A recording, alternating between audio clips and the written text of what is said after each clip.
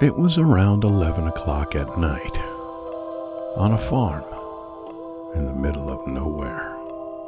The boy, Jose, was left alone. He didn't live on the farm. He was there staying with his grandma, because he had gotten in with the wrong crowd in his neighborhood, and his parents had sent him upstate to try to get him away from the trouble. His grandma, however, had taken the car. She had to go to a 24-hour Walmart, which was about 30 minutes away. The farm wasn't very modern, and best to be described as run down. Jose was watching videos on his phone with the window open when he suddenly heard what he thought was screams of a crying baby.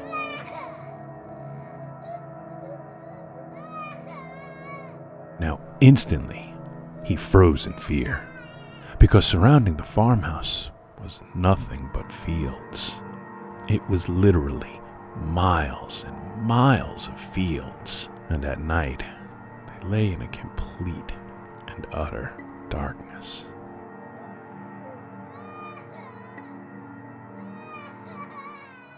He looked out into the black night and listened some more, hoping that what he heard was the wind.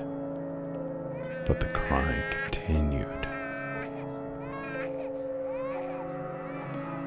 Now, Jose's no dummy. He knew right away that there was something very wrong here. It's not like a baby could walk itself to the farm. He remembered some story about some serial killer trying to lure people outside of a house to kill them. And that's instantly where his brain went. But at the same time, it was cold outside. I mean, really cold. And that sound? Well, it was. Yep, that was a real baby crying. And that baby could freeze. It could freeze to death if Jose didn't do anything. Yet, trusting his gut, Jose hurried to the kitchen.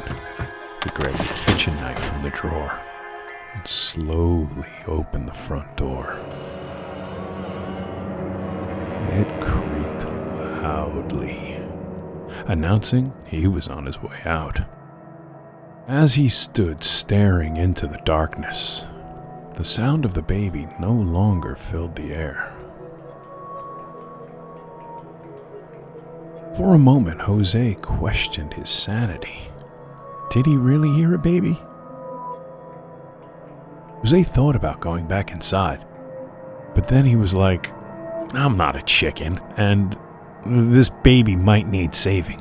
And if someone else is out here, what good is me being inside going to actually do? Jose shouted, telling whoever might be out there to reveal themselves. But no one did.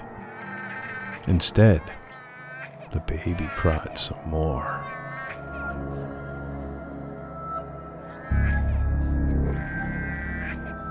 So Jose bravely approached the sound.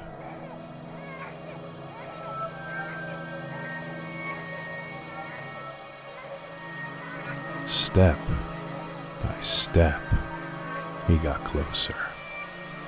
And as his eyes adjusted to the dark, he made out a car seat on the ground.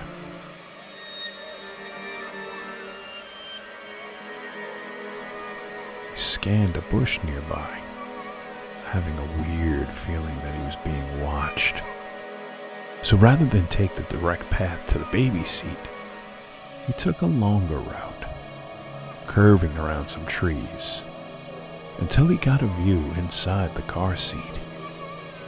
To his shock, there wasn't a baby inside. He stood there for a moment, trying to make sense of what he saw.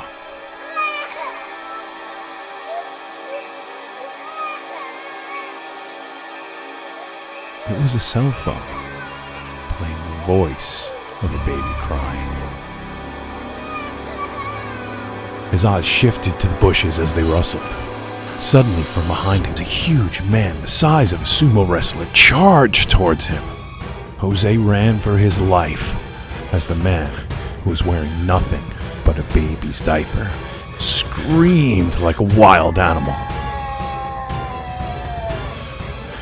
Jose ran back to the farmhouse, easily outpacing the large man. He got in, locked the door. The man banged on the door furiously with the baby's wrath. Now you might think the idea of a man in a diaper is funny, but I can assure you, at that moment, Jose was terrified. You might be too, if a man 3 times your size, nearly naked, comes screaming from the woods.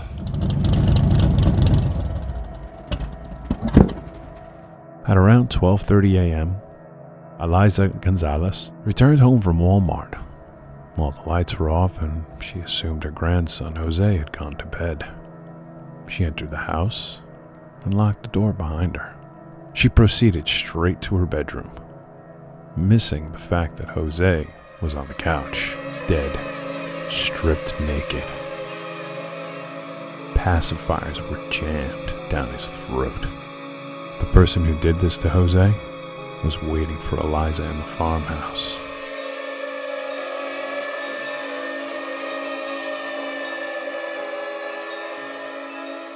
It wasn't for 3 more days until her body was found by Jose's dad. She had been bottle-fed milk non-stop and choked to death on it. The key thing I want you to ask yourself right now is, what would you do if you were home alone around midnight and heard a baby crying outside? Let me know in the comments below.